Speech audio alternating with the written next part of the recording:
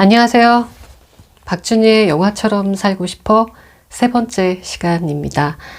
언제 만들어서 올리나 고민했던 날들이 있는데 벌써 세 번째 시간이 됐네요.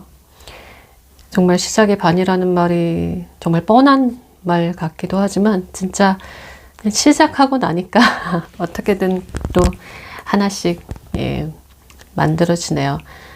무슨 일이 있어도 또 어떤 일이 있어도 정말로 꾸준히 하고 싶은 일인데 여러분들이 또 많이 좋아해 주셔야 또 가능한 일이라서 또 매 순간 정성을 다해 준비해 보도록 노력하고 있습니다. 오늘도 들어와 주신 여러분들 진심으로 감사드립니다. 고마워요. 지금 이 영상을 보고 계신 또 혹은 듣고 계신 분들은 외로움에 대해서 얼마나 많이 생각을 해보셨는지 궁금합니다. 어린 나이에 홀로 있는 시간이 많았던 사람들이 외로웠을까요? 아니면 많은 사람들 틈에서 외로울 겨를이 없이 살다가 나중에 노년이 돼서 홀로 남겨진 사람이 더 외로울까요? 이 외롭다는 것이 또 모두에게 똑같은 무게로 다가오거나 또 받아들여지는 게 아니기 때문에 뭐 둘 중 하나를 고를 수는 없지만 적어도 살면서 외롭다는 생각을 한 번도 안 해보신 분들은 없으실 거예요. 지금 이 순간에도 또 정말 외로움의 그 한계에서 투쟁을 하듯 사시는 분들도 계실 테고 또 어떻게든 그 다양한 사람들과의 만남을 통해서 혼자만의 시간을 가급적 줄여보시려고 노력을 하시는 분들도 계실 거예요. 하지만 여러분들이 나이가 들수록 깨닫고 있는 건 양보다 질이라는 거 벌써 다 느끼고 계시죠? 네. 사람이 재산이라고 여기저기 기웃기웃 거리면서 인간관계를 맺는 사람들이 과연 곁에 또 몇 명이나 끝까지 함께 하게 될까요? 또 언젠가 또 일에 도움이 될 거라고 믿고 투자했던 사람들이 또 허무하게 또 느껴질 때가 돼서야 또 결국은 또 제자리에 또 돌아오는 사람들도 있고 또 이런 것들을 또 일찍 깨닫고 내실을 더 채우는 사람들이 있을 겁니다. 결국 뭐 인맥에 집착할 필요는 없는 것 같아요. 그 일에 있어서도 뭐 실력만 있으면 어디에 숨어 있어도 찾아내거든요. 그 기대했던 실력에 못 미치면 결국은 뭐 인맥으로 뭐 이렇게 튼튼한 끈이 연결돼 있다 하더라도 또 같이 함께하는 일이 또 제대로 해내지 못할 경우에는 또 쉽게 뭐 버려지잖아요. 뭐 미안하다, 다음에 한번 또 같이 하자, 뭐 이런 식으로. 그러니까 중요한 건 나의 가치를 높이는 일에만 집중을 하게 되면 사람은 저절로 따라온다는 거. 애쓰지 않아도 저절로 내 곁에 좋은 사람들이 다가온다는 거. 저 정말 믿어요. 그리고 이게 실력이라는 것은 또 일적인 면에서의 그 실력을 얘기할 수도 있지만 사람의 마음을 또 편안하게 해주는 것도 그것 또한 실력이고 남들보다 우월한 무언가를 특별히 갖고 있는 게 실력이죠. 그래서 그 특별함을 필요로 하게 만들면 된다는 겁니다. 하지만 주변에 사람들이 많다고 해서 또 외롭지 않은 것도 아니고 또 사람이 없다고 해서 또 특별히 또 외로움을 못 느끼는 분들도 계세요. 또 마음이 여린 사람들은 또 상처받는 게 두려워서 차라리 혼자를 선택하신 분들도 계실 겁니다. 누군가 가까워지면 동성, 이성 또 상관없이 또 너무 깊이 빠져서 관계가 너무 어렵다, 뭐 사람이 무섭다, 뭐 상처받았다, 다시는 누군가와 깊게 친해지지 않을 것이다, 누군가와 또 너무 정 들이지 않을 것이다, 뭐 이런 얘기들을 많이 하는데요. 우리는 깊은 내면의 이야기를 나누지 못하면 상당히 공허함을 느끼기 때문에 다수보다는 소수의 관계를 더 단단하게 이어가기를 원해서 사람들과의 인연을 매우 진실되고 소중하게 여기고 또 관계를 깨지 않으려고 우리가 무던히 노력하면서 또 조심하고 관계를 유지하고 살고 있죠. 하지만 우리가 중년이 다가오면 이 만나는 사람들이 썰물처럼 싹 사라지는 그런 경험들을 하실 거예요.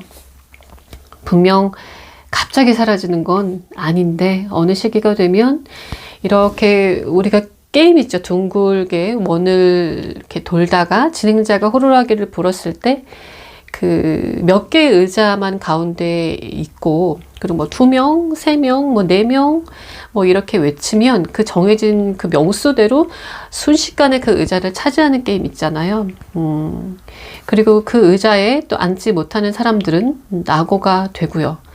그렇게 어느 순간 갑자기 뭉쳐진 팀처럼 우리는 살다가 그래 딱 너만 있으면 돼 하는 마음이 드는 순간이 옵니다.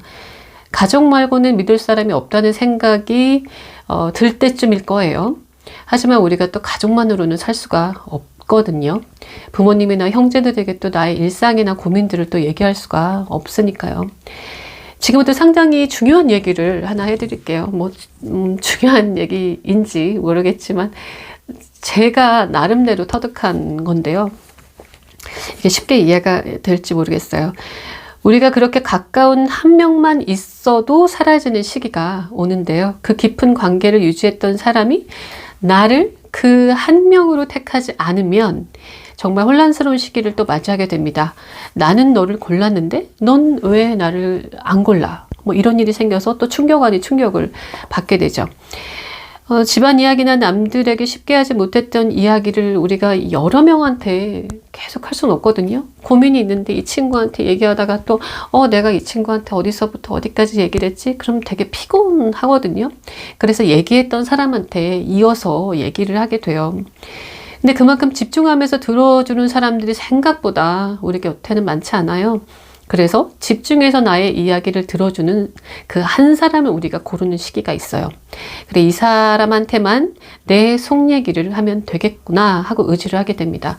그런데 충분히 가까웠고 또 추억이 많았던 사람이었다 하더라도 우선순위에서 좀 밀려나다 보면 어쩔 수 없이 1위만 남고 2위는 포기하게 되는 경우가 생겨요. 그러니까 내가 누군가를 이제 한 명만 고르겠다고 결심을 해서 한 명을 고르고 나머지는 이제 다 어느 정도 거리 유지를 하는 사람들로 인맥을 정리를 딱 했단 말이죠. 그런데 내가 한 명을 골랐는데 그 한 명이 나를 1위로 두지 않고 그냥 어느 정도 거리 유지를 하는 사람으로서만 결정을 했다면 어떻게 해요? 이게 되게 난감한 상황이 되는 거죠. 이래서 많은 사람들이 나이가 들면 그 한 명을 잘 골라야 하는 것 때문에 상처를 받기도 하고 이 세상에 나 혼자 남겨진 것 같은 느낌을 드는 순간이 오는 것 같아요. 참 애매한 순간이에요. 그래서 사람 관리를 참 잘해야 하는데 그 한 명을 내 곁에 두기가 생각보다 쉽지가 않네요. 오늘은 그 외로움에 대한 영화 이야기를 한번 해볼까 합니다. 켄 자루프의 동명 소설이 원작인 밤의 우리 영혼은 준비했습니다. 로버트 레드포드가 루이스 역을 했고요. 제인 폰다가 에디 역을 했습니다. 감독은 리테시 바트라고요. 2017년에 만든 작품입니다. 미국 콜로라도의 작은 마을 홀트를 배경으로 찍은 영화인데요. 배경이 되는 이 홀트는 저자가 살았던 콜로라도 동부로 설정된 가상의 마을입니다. 영화 속 주인공 에디와 루이스는 모두 배우자와 사별을 하고 40년 이상을 왕래 없이 그냥 한 동네에만 산 이웃이에요. 그런데 어느 날, 지금부터 이제 줄거리를 조금 얘기를 해드릴게요. 어느 날 해가 질 무렵에 루이스가 혼자, 루이스는 여기서 로버트 레드포드예요. 혼자 식탁에서 저녁을 외롭게 먹고 설거지를 하고 어두운 스탠드 조명 아래서 이미 다 맞춘 신문의 퍼즐을 이리저리 이렇게 들여다보고 있었던 그때 에디가 에디는 제인 폰다입니다. 에디가 여성분이죠. 여성분이 집 앞에서 서성거려요. 뭔가 망설이는 것처럼 보이는데 무슨 일일까요? 드디어 용기를 내서 벨을 누릅니다. 루이스의 집에 오기 전에 굉장히 오랫동안 고민을 하고 혼자 뭔가 굉장히 망설이면서 용기를 내야지만 할 수 있는 그 무엇인가 같은 게 느껴지는 그 장면이에요. 그래서 들어오자마자 문을 열어주니까 준비된 대사처럼 술술술 얘기를 하기 시작을 합니다. 이게 이 영화의 가장 포인트가 되는 대사예요. 한번 해볼게요. 대사를. 괜찮으시면 언제 우리 집에 와서 같이 주무실래요? 우리 둘 다 혼자 살아왔잖아요. 전 외롭거든요. 당신도 그럴 것 같은데 육체적인 관계를 하자는 건 아니고요. 그쪽으로는 흥미를 잃은 지 오래예요. 그런 건 아니고요. 밤을 견뎌보려고 그러는 거예요. 그냥 침대에 함께 누워서 잠들 때까지 얘기하면서 밤을 보내면 안 될까요? 제가 이 대사를 한 정말 100번은 넘게 한번 연습을 해본 것 같아요. 제가 웬만한 그 대사 연기는 할 수 있을 것 같은데 이 대사는 정말 자연스럽게 하기가 너무 힘이 든 거예요. 살면서 거의 이게 해볼 수 있는 그 말이 아니라서 그런지 이 대사를 어떻게 어떤 말투로 어떤 눈빛으로 해야 하는지 정말 어렵더라고요. 언제 우리 집에 와서 뭐 식사 한번 하실래요? 뭐 그것도 되게 어색해요. 뭐 리얼하게 연기를 한다면 언제 우리 집에 와서 식사 한번 하세요. 네, 뭐 하실래요? 뭐 이렇게 얘기를 할 수는 있지만 언제 우리 집에 와서 뭐 잠 한번 자실래요? 이렇게 얘기하는 대사는 어떤 표정으로 어떻게 해야 돼요? 이건 정말 어렵잖아요. 아무리 한글로 번역이 됐다 하더라도 이런 내용의 대사 연기는 정말 아무나 할 수 없을 것 같아요. 그러니 로버트 레드포드와 제인 폰다가 얼마나 어려운 연기를 힘들이지 않고 했는지 이 대사를 따라해 보면서 느낄 수 있었습니다. 나이가 들면 가장 고통스러운 게 정말 그 외로움이라고 생각을 해요. 그럴 것 같아요. 뭐 벌써부터 뭐 그런 걸 많이 느꼈고 젊은 친구들도 외롭다는 얘기 많이 하잖아요. 특히 그 노년의 기나긴 밤을 홀로 지새우기가 아마 정말 어려울 것 같다는 생각이 듭니다. 얼마나 외롭고 힘들었으면 이웃집 남자 70이 넘었으니까 남자 할아버지 아저씨 뭐라고 해야 될까요?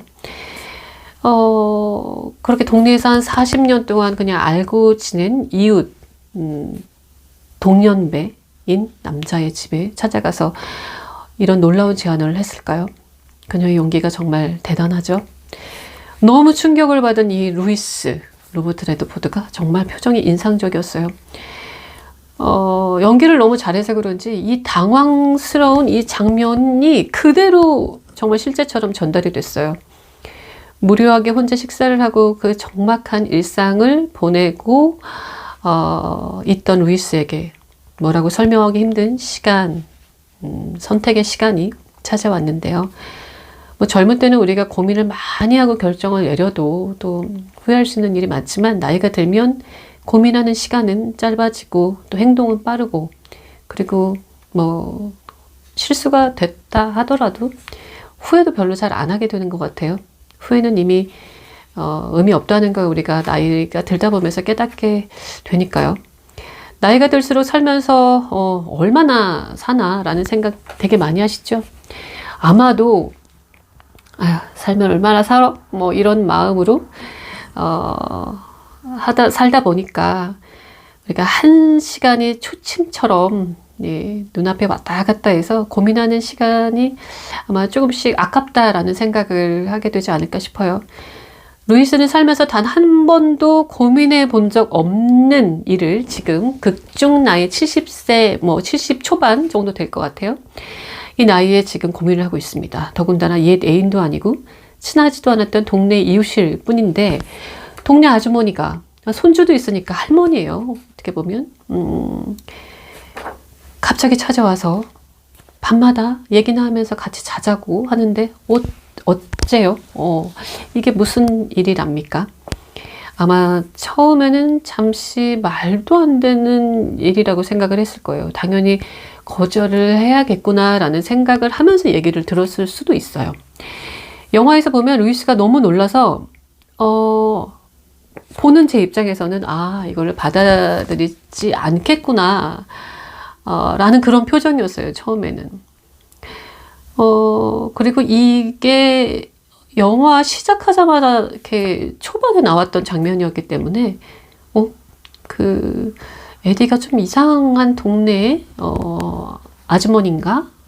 라는 생각을 했었어요. 근데 머릿속으로 어떻게 거절을 해야 하나 고민하는 듯한 그 루이스의 표정. 루이스의 입에서 어떤 대답이 나올까 막 집중해서 보게 되는 그 장면이 인상적인데요. 그 머뭇거리는 듯 뭔가 말을 할 듯 말 듯 그 오물거리는 입모양 그 연기가요. 정말 그 상황에 너무 완벽하지 않았나 싶어요. 무슨 대사가 나올 것 같은데 안 나오는 채로 입이 오물오물 했거든요. 근데 결국은 별 대사 없이 그 에디의 이야기를 끝까지 듣고 있었어요. 이 순간 많은 분들이 나에게 이런 일이 생기면 어떨까 한번 상상을 해보셨을 것 같아요. 이런 상황이 만약에 남자가 또 먼저 제안을 한 상황이면 또 얘기가 달라지겠죠. 루이스가 에디에게 잠만 같이 자자고 했다면 쉽게 허락하기 힘들지 않았을까 싶어요. 남자가 그런 마음이 있다면 여자 입장에서는 뭔가 정성을 들여서 마음을 움직이려는 노력을 해야지 이렇게 갑자기 어느 날 배를 누르고 이렇게 훅 다가오면 좀 무례하다고 생각을 했을 것 같아요. 나를 뭘로 보는 거지? 날 그렇게 쉽게 보는 건가? 그렇게 기분이 나쁠 수도 있죠. 하지만 여자가 먼저 이런 제안을 했으니까 노인들이라도 남자 입장에서는 부담이 확 줄죠. 뭔가 노력을 해서 여자의 마음을 사로잡아야 하는 그 과정이 생략된 거잖아요. 그게 조금 나이 아닌가 싶어요. 우리가 어릴 때는 모르는 이성과 대화를 하는 게 좀 낯설고 어색하고 부끄럽고 하지만 나이가 들수록 좀 쉬워지잖아요.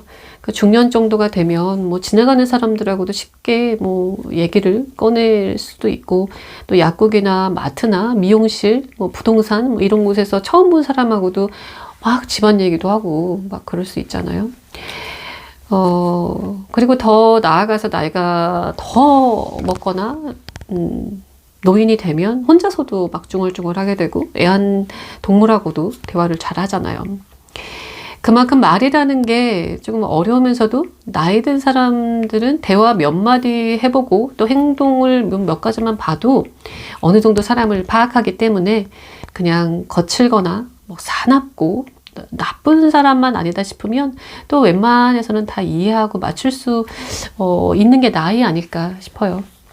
소설이 원작이고 영화로 나온 이야기이고 또 황당한 소재 같아도 또 실제로 이런 일이 많을 겁니다. 노년의 삶을 우리가 잘 몰라서 함부로 상상할 수는 없는데 노년이 돼서 재혼을 하시거나 또 살림을 합치시는 분들도 많다는 얘기를 들었습니다. 또 70대 싱글 모임도 굉장히 많은 걸로 알아요. 요즘은 70대가 돼도 상당히 건강하시고 또 젊음을 유지하고 사시는 분들이 굉장히 많잖아요. 그런데 홀로 살면 또 우울증이 생길 수도 있고 또 자녀들에게 심적으로 너무 의지하게 되면 부담을 느낄 테고 또 외로운 분들끼리 또 의지하며 사는 것도 좋죠. 또 다시 또 젊음을 찾는 기분으로 살 수도 있고요. 에디의 제안을 받아들인 루이스는 드디어 어두워지자 그녀의 집 뒷문으로 찾아 들어갑니다. 이때 기분이 어땠을까요? 젊어서 애인의 집에 몰래 들어간 그런 기분하고 좀 다를까요? 같을까요? 굉장히 궁금해요. 에디와 루이스는 잠옷으로 갈아입고 침대에 잠들기 전까지 누워서 이런저런 얘기를 합니다. 얼마 만에 느껴보는 설렘일까요? 아무 일이 일어나지 않는다 해도 굉장히 설레고 또 심장이 두근두근 하겠죠? 둘은 오랜 부부처럼 자연스럽게 또 잠을 자고 어떻게 잠이 왔을까요? 잠을 자고 일어나서 어색하지만 다시 또 각자의 삶으로 들어갑니다. 그렇게 며칠 밤이 지나자 매일매일 그렇게 저녁마다 찾아간 거예요. 며칠 밤이 그런데 지나고 나니까 처음에는 망설여졌는데 점점 에디의 집으로 가는 루이스의 발걸음이 이렇게 설렘이 느껴지고 그 시간이 막 밤이 기다려지는 거예요. 그러면서 점점 둘은 더 가까워지고 이제는 당당하게 집에 들어가고 싶어요. 내가 지금 뭐 하고 있는 거지? 이렇게 뒷문으로 자꾸 죄인처럼 들어가게 되니까 기분이 뭔가 스스로도 이건 아니다 싶은 거예요. 내가 왜 이 나이에 남의 눈치를 봐야 하지? 뭐 이런 생각을 했겠죠. 그래서 이제는 앞문으로 남들의 시선을 무시하고 들어가기 시작을 합니다. 금세 이웃의 소문이 나고 다들 수근거리기 시작하는데요. 루이스의 노인 친구들, 이게 참 노인이라고 얘기하기가 뭐할 정도로 할아버지 친구들이죠. 친구분들이 다들 모여서 이렇게 카페에 모여 있는데 막 수군거리기 시작을 하는 거예요. 그리고 루이스의 그 친구분들이 막 비아냥거리면서 뭐 잠자리에 대한 농담을 하기 시작을 하는 거예요. 뭐 그런 거 있잖아요. 남자들끼리 하는 말, 뭐 좋아? 뭐 이런 식으로 얘기를 한다거나, 잠자리가 아직도 가능해? 뭐 이런 식으로 놀리겠죠. 루이스는 함부로 말하는 그 동네 친구분들, 할아버지들에게 너무 화가 나서 자리를 박차고 일어나죠. 순수한 에디와 루이스의 마음을 알아준다는 건 불가능해 보였습니다. 하지만 에디는 평생을 남들 눈 신경 쓰면서 살았다고 이제는 그러지 않을 거라고 합니다. 점점 그들은 당당하게 커피숍도 가고 뭐 식당도 가고 캠핑도 가고 여행도 가죠. 이제 황혼의 로맨스가 시작된 거예요. 처음에는 사람들이 여러 말도 하고 관심을 가졌지만 이제는 점점 사람들도 신경을 쓰지 않게 되죠. 문제는 에디와 루이스의 자녀들입니다. 루이스는 젊은 시절 바람을 피워서 가족들에게 큰 상처를 주었던 자신의 과거를 말합니다. 아이까지 낳았지만 다시 집으로 돌아올 수밖에 없었던 사연과 또 남겨두고 온 여자와 자식에 대한 미안함이 여전히 남아있다고 고백을 합니다. 에디도 집 앞에서 놀던 딸이 교통사고로 목숨을 잃었던 당시의 일을 말합니다.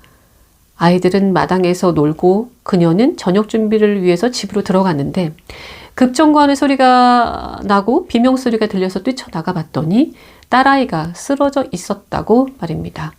딸을 무릎에 앉히고 병원으로 갔지만 이틀 만에 세상을 떠났고 그 후에 남편과 관계가 소원해져서 평온하던 가정이 깨졌다고요. 바로 전날까지만 해도 완벽한 삶이었는데 하루아침에 모든 걸 잃었으니 에디에게는 평생의 상처와 아픔으로 남아 있겠죠. 이렇게 둘은 은밀한 서로의 아픔을 나누고 진심으로 서로를 위로합니다. 점점 황혼의 로맨스는 아름답게 무르익어 가는데요.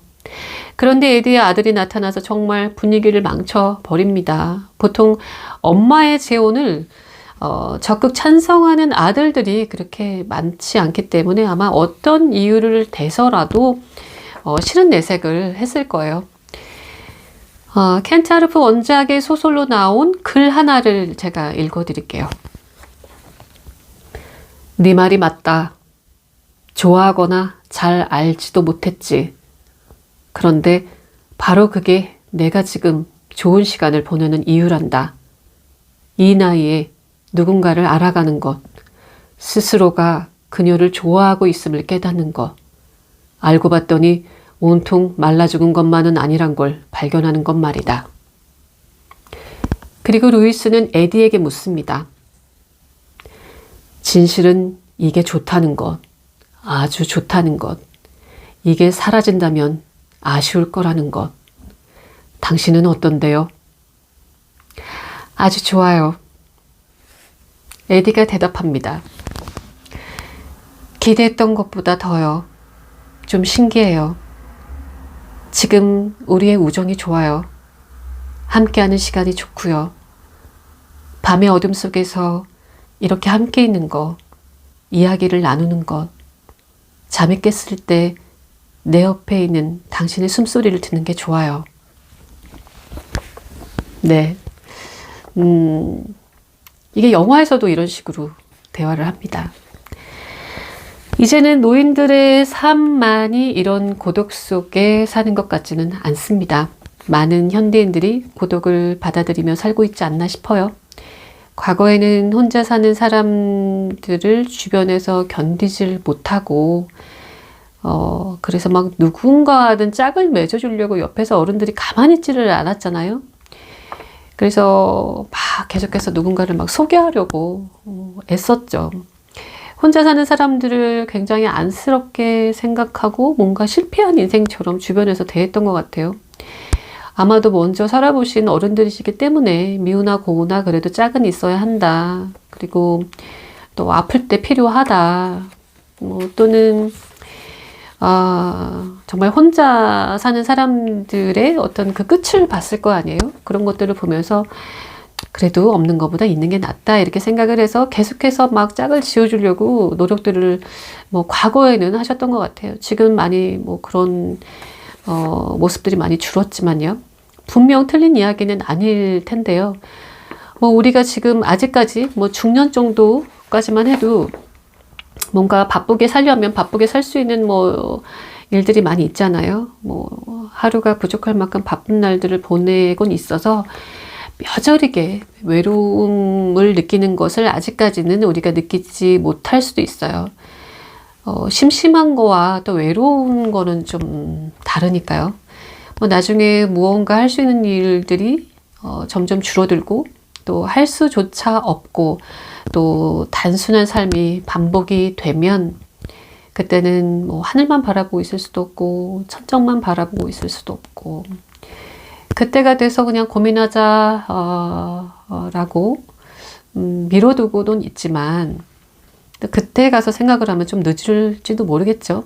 하지만 요즘은 여러 가지 생각들이 드는 때인 것 같아요. 적금처럼 정성을 들여서 내 사람을 이렇게 만들어 놔야 나중에 후회하지 않게 되나? 먼 미래에 노년이 됐었을 때 외롭지 않게 보낼 수 있을까? 또 이제 많은 사람들이 이제 좋은 짝들, 좋은 사람들은 옆에 다 누가 이렇게 챙기잖아요. 그래서 나도 진작에 좋은 사람을 이렇게 정성 들여서 이렇게 옆에 둘 걸,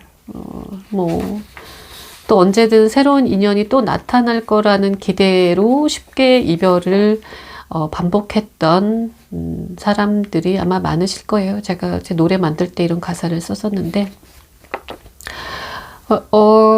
하지만 세상 모든 상황들, 사람들은 각기 또 나름 사연이 있기 때문에 또 어쩔 수 없는 것들도 있으니까 이게 흐르는 대로 사는 것도 지금은 현재는 우선인 것 같아요.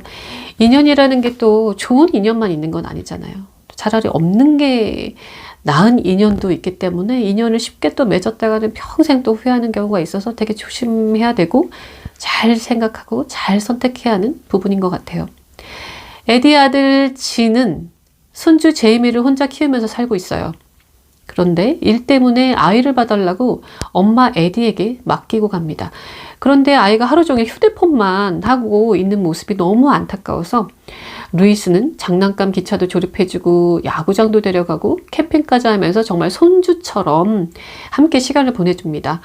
한 가족처럼 편해져 가는데요. 제이미를 데리러 온 아들이 그 모습을 보고 이제 화를 냅니다. 루이스가 가족들에게 한 짓을 알면서도 어떻게 만날 수 있냐면서 화를 내는 거죠. 그 아들이 보기에는 바람을 피워서 난 아이까지 있었던 남자를 어떻게 만날 수 있냐고 했지만 지금 나이가 70이 넘었고요. 그건 옛날 얘기잖아요. 어떤 사연으로 또 누군가를 또 바람을 피웠다라는 게 어떤 사람을 만나고 어떤 상황이 있는지를 모르면서 함부로 얘기할 수는 없죠. 근데 아마도 아들이 반대하는 진짜 이유가 이게 아닐 수도 있어요. 이혼하고 아들을 혼자 키우면서 집안일도 전혀 하지 않고 술만 마시고 늦게 들어오고 아이를 방치하고 아이가 무엇을 하면서 놀 줄도 모르고 핸드폰만 들여다보고 이렇게 키우면서 지금 부모한테 할 얘기인가요? 화가 난 아들이 갑자기 제이미를 데리고 간 바람에 그 빈 자리가 허전해진 에디와 루이스는 여행을 떠납니다. 잘 됐어요.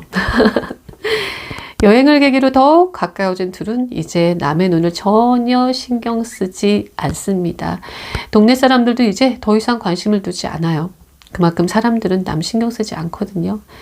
남들 눈을 신경 쓰면서 사는 게 정말 가장 바보 같은 짓이죠. 하지만 문제는 아들 진이 둘의 관계를 너무나 반대하는 것도 있지만 또 손자 제이미를 너무 방치하면서 키워서 또 집안 살림이 엉망인 아들이 걱정입니다. 그래서 아들과 함께 살기로 결심을 하죠. 정말 답답한 순간이에요. 루이스와 마지막 여생을 즐기면서 살 나이에 자식의 집으로 들어가서 손주를 봐주고 또 살림을 하게 된 거죠. 또 갑자기 만날 수 없는 상황이 된 에디와 루이스는 늦은 밤 각자의 집 침대에 누워서 전화로 외로움을 달랩니다. 이렇게 전화만이라도 할 수 있어도 좋다라는 둘의 대화가 정말 안쓰러운 장면이 나오는데요. 주인공 에디와 루이스는 너무 오랜 시간 고독했던 시간들을 보내서 정말 뿌리 깊은 나무처럼 서로가 기대어 살기에 정말 충분한 인격을 가진 나이가 되지 않았나 싶은데요. 오늘 준비한 이 밤의 우리 영혼은 이 영화 속 주인공 에디와 루이스는 과연 앞으로 어떻게 될까요? 마지막 엔딩은 어떻게 될까요? 지금 저는 스포일러 하지 않기 때문에 저는 이 영화를 보고 싶게끔 만드는 것에 집중을 하기 때문에 내용을 다 말씀드릴 수는 없어요. 뭐가 하고 싶은 얘기가 굉장히 많지만 이들이 결혼이라도 해야 해피 엔딩일까요? 이것도 우리가 스스로 질문을 해봐야 할 문제인 것 같아요. 곧 다가올 우리의 미래를 보는 것 같은 영화, 그리고 70이 넘은 두 배우의 황혼의 로맨스를 아마 꼭 한번 보시고 죽는 날까지 여러분들도 로맨스를 포기하지 마시고, 그리고 싱글인 분들은 지금이라도 용기를 내어 멋진 사랑을 한번 꿈꿔보시는 것도 좋을 것 같습니다. 시간이 너무 없어요. 나이 큰방 먹고 큰방. 네.